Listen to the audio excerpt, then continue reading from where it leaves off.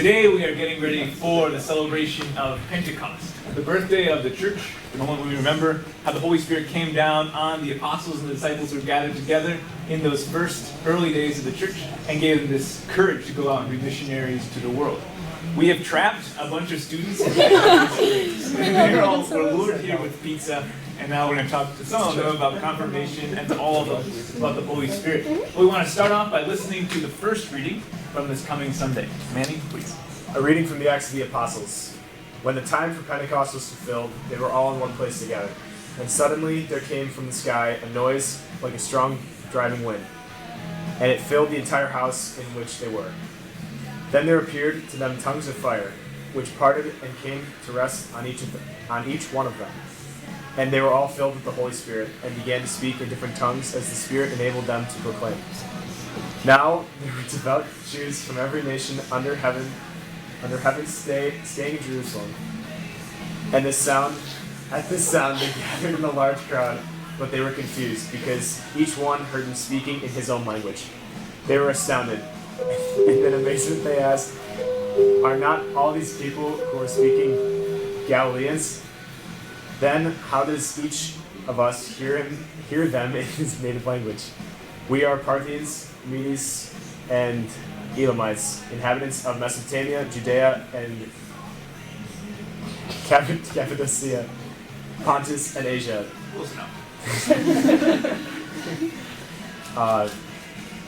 Phrygia and Pamphylia, Egypt, and the districts of Libya near Cyrene, as well as travelers from Rome, both Jews and converts to Judaism, Cretans and Arabs, yet we hear them speaking in our own tongues of the mighty acts of God." The word of the Lord. The word of the Lord. Thanks be to God. So I know a bunch of you guys just received confirmation last week and the week before, but yep, looking at you, Leo. Everyone's confirmed here but me. Yeah. So that's the interesting thing. We'd like you to share with us as you look 2 years out, right? 1 year. 1 year. Oh, dude, you're a sophomore. Okay. Until Friday. A year out. And you think about like what confirmation is going to mean there, kind of in the future. What do you think it's going to mean? Well, I think it's going to be. I'm extremely excited. I mean, I've seen 2 of my siblings get confirmed, and I've gone to the confirmation, and I really like how the homily is like longer, and we get to like hear more about it. But I'm not entirely sure exactly what it's about. But for me, I think it's going to be a lot about getting closer to God, and just not becoming an adult in the church, but fallacies about confirmation. yes, I mean I do know it's not about that, but I do know I'm not sure exactly what it's about, but I think I'm just excited because I'm gonna get to be closer to God, and yeah. I don't know. Yeah. So being closer to God, entering into this new sacrament, and the sacrament is about the Holy Spirit, which we heard about in the first reading.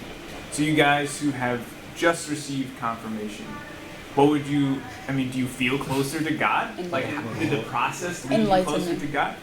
What was this experience like? What's something you're going to remember from the year leading up to confirmation and from the ritual itself? I'm assuming you don't mean. Well, I remember something from after confirmation. Tell me. I did the reading for one of our school masses, and I read it really slow because I can't read very well. And then I can't remember. It was your homily that was like, now that you guys all got confirmation, you got to strike while the iron's hot, and you got to use the Holy Spirit that you did and do something that you wouldn't normally do, and I wouldn't normally read because I can't. Yeah. So you were already doing that. Yeah. Little did you know, Reese, my homily was based on you. I kind of assumed that, just because I wasn't reading very fast, and everyone was getting very antsy. Yeah. No, I think that's true. Just when you receive the Holy Spirit is a gift between God the Father and God the Son. And it's this gift that Jesus then gives to us. And so you guys, as you receive the gift, in order for you to remain with the Holy Spirit, you have to kind of give it away by doing stuff that you wouldn't have done before. I don't know, what else do you guys think about the experience of confirmation? Yeah, I know. I did it back in October, so mine's. They did it back like a year, 2 years ago. Yeah. I just remember because the way they have it set up now is you go every single Sunday for like 5 sessions, 4 Where's every sessions. other one? Something like that. But I just remember they offered confession every single week, or like every time you went. And confession is not something that I would like go to a ton typically, just when school offered it. So to go every single week or every other week, it really made me more aware of like the actions I was doing throughout the week. And then I could better prepare myself for the week coming and like how I could stop sinning, or like I just had a better awareness of what I was doing. So, and I think, yeah, that brought me closer because I was really being more intentional about my actions. I know that when you get confirmed, it's not like you never sin again. You still gotta work and try to not fall into the sins that you were doing before you got confirmed. And I think that confirmation sort of gives you not a better reason, but more of a reason to stop that sin. So I got a year until I have to stop. Nice. Yeah, don't worry about it until a year from now. Yeah. And that better reason, what is the better reason? Didn't think this was gonna come back. I want to say, like, confirmation is the next big step in your faith, right? That's okay. Not an adult yet, Because you're not an adult in the Catholic Church. but yeah, it's your next big step. So I think that should have some impact on how you live your life, a major impact, unless you're like a saint already. Or something. But Yeah, I don't get to worry about that. yeah, I know for me, I'm not a Maybe saint. Maybe Joseph. Joseph Yeah, is take over, not. Joseph. Joseph is born insane. I'm just kidding. But yeah, you should definitely, you should change, like, you should work harder. Yeah.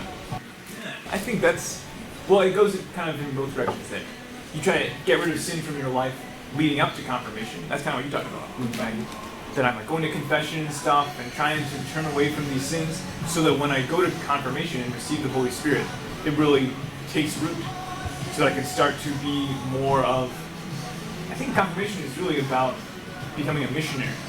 It's like the sacrament of evangelization. Baptism is like, okay, great, I got baptized, now I'm on the team, I'm in the church.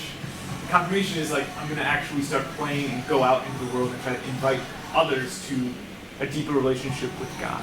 And part of doing that is like stopping the sins that you commit, right? That turn you inward, that turn you to like hurt others and stuff. Yeah. It's always fun to like have a time to preach to just like random people here. Yeah. Leo and Maddie or Brian, what would you guys add to this? I would just add to like it was like another step in the process in my faith. Just trying to grow in faith, and it was the next step. What would you say the next step? Like, what's the meaning of the next step? Just trying to like grow yourself in the faith and then helping others along the way too. If you see someone struggling with their faith, maybe asking them about it, trying to help them, guide them through their dark times maybe. Like becoming more independent too. Like your parents kind of hold your hand. Like after first communion, your parents like kind of hold your hand, and now like confirmation, you just like do it on your own. Yeah, that's cool. Whereas before confirmation, maybe you would have seen someone who's struggling in their faith and been like, well, I don't know they're enough kind of now. on their own. Yeah. I don't know. I know nothing. Feel qualified maybe. Yeah. But now that you're an adult. Well, it's like the. No, as an adult in the Then Catholic before Church, you take, so it's kind of like the one thing where it's like before you can take the speck out of someone's eye, you got to take the beam out of your own eye. it's According okay. to- Okay, that doesn't count. We already took yours out, so you're good. Fine. It's more of a medical thing than a faith thing. Sure. What you said, Maggie, though, was something like your parents hold your hand, right, when you go up to First Communion. But when you go up to receive confirmation, you go with a sponsor who's someone that you chose. And you kind of are taking responsibility for it yourself. Yeah.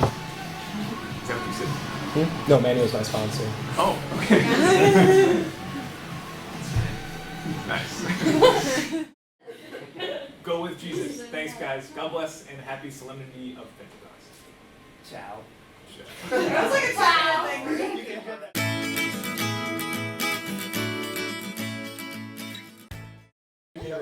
She's recording right now. She's getting so much Let's on go. like if this mic is actually It's 7 minutes. It's recording.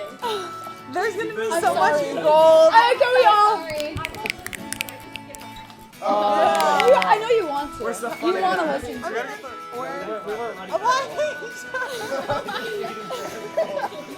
If you're going to eat during reading, at least eat a moon pie. I'm having it. Make some more We casual. should just really solemnly just like all stare at the moon pie reference and zoom in. Not Zoom into the moon pie. Holy water. Sponsored me. Sponsored by.